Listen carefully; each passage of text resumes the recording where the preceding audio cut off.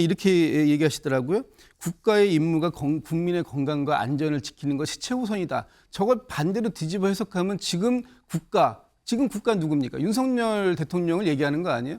잘 못하고 있다. 국민의 안전과 건강을 지키고 있지 못하다. 그런 부분들을 본인이 지금 얘기한다는 건 뭐냐면 본인이 판단했을 때는 한동훈 대표가 판단했을 때는 지금 국민의 여론은 내 뒤에 와 있다. 지금 국민의 여론을 등에 업고 윤석열 대통령에게 불화살을 날리고 있는 거예요. 전부 다 지원해야 된다, 하지 말아야 된다라는 사이에서 한동훈 대표가 그나마 중재안을 하나는 하고 하나는 하지 말자인데 저는 이것 말고 새로운 방안들을 만들 수 있다고 생각합니다. 다만 우리가 계속 첫 증언안을 계속 요구하는 것보다 학교 현장 그리고 또 의료 수요에 맞춰서 우리가 매년 그 최저임금 협상하지 않습니까? 그것처럼 좀 협상안을 만들어 놓는 그런 방안들도 한번 제안해 본다면은 OX 게임이 아니고 새로운 세모네모의 게임이 될 수도 있다라고 생각하고요. 근데 이게 쉽게 마무리가 지어지지 않을 것 같다라는 생각이 들어요. 왜? 이 지금 당정 갈등이 있다는 당정 갈등 조짐이 있다는 얘기가 있어요라는 질문을 어제 기자들이 한동훈 대표한테 했거든요. 한 대표 뭐라고 얘기했을까요? 들어보시죠. 국가의 임무는 국민의 건강과 안전을 지키는 게 최우선이잖아요. 거기에 대한 논의 그리고 어떤 게 정답인지 그것만 생각하시면 될 것 같습니다. 다만이 민심을 전하고 민심에 맞는 의견을 전해야 한다라고 생각합니다. 네, 정답이라는 얘기까지 한동훈 대표 직접 얘기를 했습니다. 뭐가 정답이냐, 민심에 맞춰서 생각을 하면 그게 어떤 게 정답인지 아마 알 수 있지 않겠느냐라고 지금 얘기를 했어요. 근데 이게 이렇게 되면 이동학 위원님, 윤 대통령이 지금 한동훈 대표가 한 얘기를 듣는다고 우리가 윤 대통령과 빙의가 돼서 생각을 해보면 유예안을 거절하는 건 정답이 아닌 오답이다. 고로 당신 틀렸다라고 윤 대통령이 들을 수 있는 거 아닙니까? 네, 당연히 그럴 수밖에 없죠. 지금은 엄마 아빠 싸우는데 창문 열고 대문 다 열어놓고 싸우는 격이에요.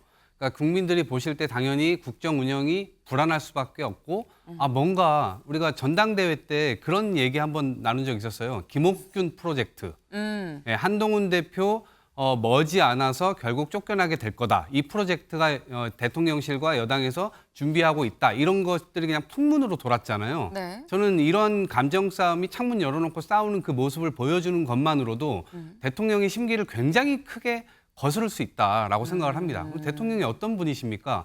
처음에는 형님 리더십, 뭔가 통 큰 리더십, 굉장히 통 큰 사람으로 묘사되고 대선 때 그 이미지를 가지고 국민들 앞에 굉장히 많이 소구를 했죠. 그런데 시간이 지날수록 굉장히 옹졸한 사람이구나라고 하는 게 계속 드러나고 있잖아요. 일처리 방식이라든가 이런 것들 감정을 표출하는 것에 있어서 그냥 어른스럽지 못한 거예요. 이런 상황들이 계속 반복되다 보니까 국민들께서는 지금 어쨌든 의료 대란이라고 할 정도로 응급실 뺑뺑이 돌고 있고 이런 국면에서 본인들이 그냥 감정 싸움만 하고 있단 말이죠. 이게 부모님 부부싸움 하는데 아이들이 그대로 노출되어 있는 그 상황하고 똑같습니다. 이 상황이 국정을 운영하시는 분들이 이렇게 운영하면 되는가에 대한 굉장히 큰 의문점이 있고 그것에 대한 귀결은 결국에는 국민들 피해로 돌아가지 않습니까? 그러면 국민들께서는 도대체 이 정부를 계속해서 지켜보고 있어야 되는 것인가? 당연히 이 의문이 시작될 수밖에 없다. 이렇게 생각합니다. 지금 비유를 이렇게 들어주셨어요. 부부싸움을 하는데 창문 다 열고 문 다 열어놓고 큰 소리로 싸우는 격이다. 예를 들면 아이고 동네 창피하게가 먼저 들 수 있지만 중요한 건 그게 아니다. 동네 창피를 떠나서 아이들이 얼마나 불안해하겠냐라는 얘기를 지금 하셨습니다. 그 아이들은 우리 국민들일 거다라는 취지의 지금 얘기신 거죠. 지금 윤 대통령도 한동훈 대표도 지금 감정적으로 얘기를 하면 안 된다라는 건데 사실 그동안의 갈등 상황에서는 이 정도까지는 오지 않았었던 것 같은 지금 굉장히 수위가 약간 높아져 있는 상태입니다. 이 갈등 자체가.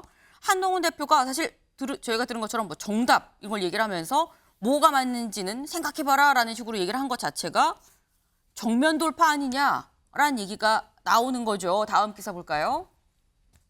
갈등 정면 돌파 택한 한동훈. 기회냐 위기냐 여론에 달렸다. 아까도 뭐 민심 한동훈 대표 얘기를 하면서 얘기를 했는데 결국 이게 기회일지 이 위기일지는 여론에 달려 있다라는 겁니다. 여기 좀 볼까요? 친윤계는 성토, 추경호 의대 증원 정부 방침에 전적 동의한다라고 한 상황에서 한동훈 대표는 갈등 불사, 왜? 명분이 있다고 판단을 한 걸로 보인다라는 거예요. 하지만 제안이 모의에 그칠 때는 리더십에 타격을 받을 수 있다라는 거죠. 지금 도 아니면 모 상황이라는 겁니다. 근데 지금 이런 리더십에 타격을 받을 수 있는 상황을 모르겠느냐라는 건데, 그럼 여기서 드는 의문이 김진욱 대변인님, 지금까지의 갈등 상황에서는 이 정도까지 갈등을 불사하고 정면 돌파 아니었거든요. 근데 왜 이번엔 유독 이렇게까지 갈등 수위가 고조돼도 갖고 가는 것이냐? 왜 이번입니까? 지난번 김경수 지사의 전 지사에 대한 복권을 반대했을 때는 네. 본인이 직접 나서진 않았어요. 네. 본인 주위에 있는 분들, 측근, 소위 측근이라고 하는 분들이 한 대표는 반대 의사를 갖고 있다. 그리고 어디까지나 대통령의 고유 권한은 존중된다. 네. 여기까지만 나갔거든요. 거기서 멈춘 거죠. 그러나 이번 같은 경우에는 지금 좀 전에 이렇게 얘기하시더라고요. 국가의 임무가 국민의 건강과 안전을 지키는 것이 최우선이다. 저걸 반대로 뒤집어 해석하면 지금 국가 누굽니까? 윤석열 대통령을 얘기하는 거 아니에요? 잘 못하고 있다. 국민의 안전과 건강을 지키고 있지 못하다. 그런 부분들을 본인이 지금 얘기한다는 건 뭐냐면, 본인이 판단했을 때는, 한동훈 대표가 판단했을 때는 지금 국민의 여론은 내 뒤에 와 있다.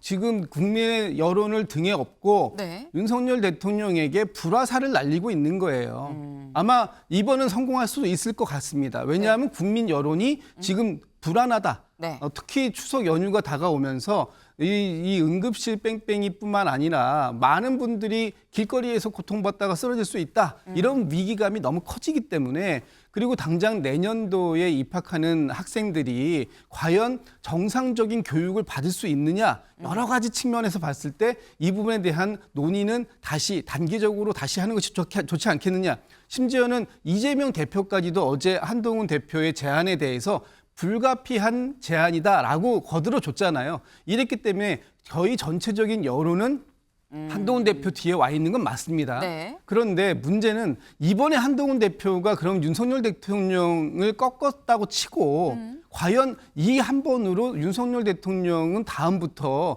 한동훈 대표의 제안에 대해서 일방적으로 끌려갈 것이냐. 그렇지 않을 수 있다. 앞으로 윤석열 대통령의 임기가 2년 반이 넘게 남아 있습니다. 네. 이 기간 동안에 과연 새로운 그 권력이라고 하는 한동훈 대표에게 레임덕 상황을 순순히 받아들일 수 있겠느냐? 저는 못 받아들인다고 봐요. 너무 빠르거든요. 이런 상황이라면 이번 한 번은 한동훈 대표가 네. 설령 이길 수도 있고 네. 뭐 질 수도 있습니다. 오늘 대통령께서는 저는 입장 변화 없을 거라고 보거든요. 그렇다면 당 내에서 네. 친윤계 의원들은 네. 이제부터 본격적인 한동훈 대표 흔들기에 나설 가능성이 있다. 이것이 아마 좀 전에 얘기한 그런 부분들이 아닐까 싶고요. 지금 이번에 한동훈 대표가 승부수를 던지긴 했지만 네. 이 승부수는 어디서 판가름이 날지 좀 지켜봐야 될 대목이 있다고 보입니다. 지금 전투와 전쟁 얘기를 하셨어요. 전투 자체는 이길 수 있는데 전체 전쟁으로 봤을 때 전쟁을 이겼다라고 볼 수 있느냐? 그건 지금 판단하기 이르다라는 말씀을 하셨습니다. 네. 그러면서 오늘 윤 대통령 기자회견이 있지 않느냐라고 말씀하셨는데, 다음 기사 같이 볼까요? 한국일보. 네. 당심업은 이번엔 확전불사. 근데 유예불가라는 윤 오늘 회견에서 반격. 네. 오늘 오전 10시에 네, 예고가 돼 있습니다. 뭐가 예고가 돼 있느냐? 윤 대통령의 국정브리핑 그리고 기자회견. 기자회견이라고 하면 기자들이랑 질의응답도 지금 이어질 수가 있는 거죠. 이 국정브리핑 및 기자회견이 예고가 돼 있다. 여기에서 아까 말씀하신 것처럼 4가지 사안이 같이 언급이 되어 지금 4대 개혁 플러스 이 저출산 관련한 문제까지 총 5개의 개혁에 대해서 윤 대통령이 차근차근 좀 설명을 하겠다라는 게 오늘 국정브리핑의 취지입니다. 근데 아까 말씀은 여기에서 의료가 지금 들어가 있죠. 얘기가 안 나올 수가 없어요. 그러면 한동훈 대표가 얘기한 유예안에 대해서 추가적으로 콕 집어서 언급을 하겠니? 나는 안 할 거라고 본다라고 말씀을 하셨는데, 이승환 위원님 어떻게 보십니까? 지금 뭐 내용이 굉장히 복잡하게 전개되는 것 같은데 표면에 드러난 것만 보면은 굉장히 네. 간단합니다. 의사단체는 25년 증언한, 6학년도 증언한 모두 반대, 앞으로 영원히 증언하지 말라라고 네. 하는 것이고요. 한동훈 대표는 일단 25년은 어쩔 수 없다. 이때는 1,509명 증언해야 된다. 대신 26년은 좀 유예해 보겠다라고 하는 게 한동훈 대표의 입장이고요. 그리고 용산의 입장은 25년도 증언도 26년도 증언도 계속 해야 된다라고 하는 게 네. 아주 이 표로 그려놓고 보면은 간단한 갈등입니다. 그럼 이 부분에서 전부 다 증언해야 된다, 하지 말아야 된다라는 사이에서 한동훈 대표가 그나마 중재안을 하나는 하고 하나는 하지 말자인데 저는 이것 말고 새로운 방안들을 만들 수 있다고 생각합니다. 다만 우리가 계속 첫 증언안을 계속 요구하는 것보다 네. 학교 현장 그리고 또 의료 수요에 맞춰서 우리가 매년 그 최저임금 협상하지 않습니까? 네. 그것처럼 좀 협상안을 만들어 놓는 그런 방안들도 한번 제안해 본다면은 OX 게임이 아니고 새로운 세모 네모의 게임이 될 수도 있다라고 생각하고요.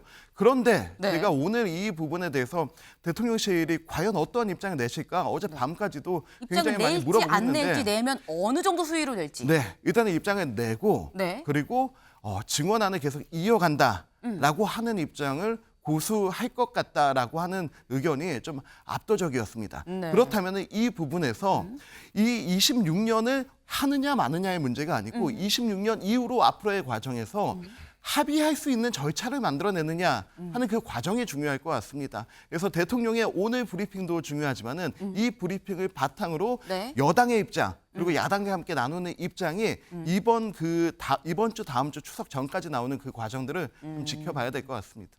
일단 대통령이 얘기를 하지 않진 않을 것 같다. 근데 기존의 내 입장은 이렇고 이건 할 수밖에 없는 일이다라는 취지의 기존 입장을 다시 한번 쐐기를 박는 그런 정도로 나올 것 같다라는 지금 그 말씀이에요. 근데 여기서 당이 추가적으로 대통령의 얘기를 듣고 뭘 또 내놓을지까지도 좀 봐야 된다라는 말씀이었습니다. 네. 지금 굉장히 이 갈등 수위가 높은 상태예요. 근데 여기에서 지금 한동훈 대표 갈등 수위가 높은 거는 한동훈 대표가 윤 대통령이 거부하는 걸 알면서도 다시 한번 정면 돌파를 택했다라는 거죠. 민심을 등에 업고. 이 여기에 대해서 천하람 개혁신당 원내대표가 이렇게 얘기했습니다. 들어보시죠. 또 당대표 입장에서는 대선 주자로서 자기가 살아야 되니까 어허. 내가 살자고 대통령이 우리 말 안 들어요라고 국민들한테 고자질하는 것이 앞으로 계속 이어질 거다. 그렇다면 당에서 누군가가 흘렸을 것이고 그렇죠. 이런 상황들은 계속될 것이다. 그냥 딱 그런 겁니다. 한동훈 네. 대표가 예. 저는 국민들을 위해 노력했는데 대통령이 제 말 안 들어요. 앞으로 이거 한 10번, 20번 더 나올 겁니다. 계속. 그렇게 보시는 그러고 대통령 경로하시고. 네. 네, 천하람 원내대표 얘기는 이런 거예요. 성재준 의원님. 이거 지금 한동훈 대표가 국민들한테 고자질하면서 자기만 살겠다는 거 아니야? 라는 취지로 좀 얘기를 했거든요. 아니 근데 정치인이 국민들한테 내가 뭘 하고 있고 어떤 거에 대해서 의논하고 이런 거를 알리는 게 그게 정치인의 책무 아닙니까? 그거를 고자질이라고 표현한다는 것 자체가 저는 굉장히 좀 폄훼하는 그런 발언이라고 듣고요.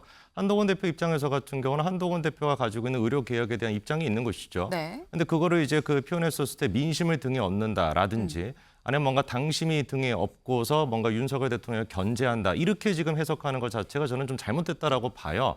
아니 정치인이 해야 되는 게 뭡니까? 국민들의 얘기를 듣고 당신들의 얘기를 듣고 이게 하는 게 정치인들의 가장 기본적인 책무 아닌가요? 그거를 가지고 뭔가 외부적으로 이거는 뭐 국민들한테 고자질하는 거야. 국민들한테 뭐 윤석열 대통령을 뭐 견제하기 위해서 국민들을 사용하는 거야. 이렇게 해석하는 것 자체 저는 굉장히 좀 부적절하다라고 보고 이번에 아까 전에 얘기가 나왔던 것처럼 이게 뭐 누가 얘기를 또 흘렸냐. 이제 이게 또 뭐 이런 얘기도 뭐 여러 가지가 나옵니다. 그러면서 한동훈 대표 같은 경우는 의료 개혁이라고 하는 이슈를 자기 어떤 정책인 수단으로서 지금 쓰고 있다. 자기 정치를 한다. 이렇게도 비판하는 게 또 있던데 아니 정치인이 자기 정치하지 누구 정치합니까? 당연한 거 아닙니까? 한동훈 대표 같은 것도 자기 정치하는 것이죠. 근데 이제 중요한 것은 그 자기 정치가 국민 눈높이에 맞냐 안 맞냐 이게 중요한 거 아니겠어요? 모든 정치인들은 다 정치를 하는 겁니다. 정치하라고 저기 있는 것이지 뭐 딴 거라고 저희가 뽑은 게 아니잖아요. 정치인이 정치를 하되 그게 국민 눈높이에 맞냐가 중요한 것이고 이거는 윤석열 대통령과 한동훈 대표의 문제가 전쟁도 아니고 전투도 아니고 싸움도 아닌 겁니다. 이거는 그냥 철저하게 국민 눈높이에 맞게 그냥 보면 되는 문제인 거예요. 대통령께서 이번에 하셨던 얘기가 이해 집단에 굴복하게 된다면 어떻게 정상 국가가 될 수 있냐라는 식으로 얘기하셨는데 저는 이 표현 같은 경우도 솔직히 좀 동의하기 어렵습니다.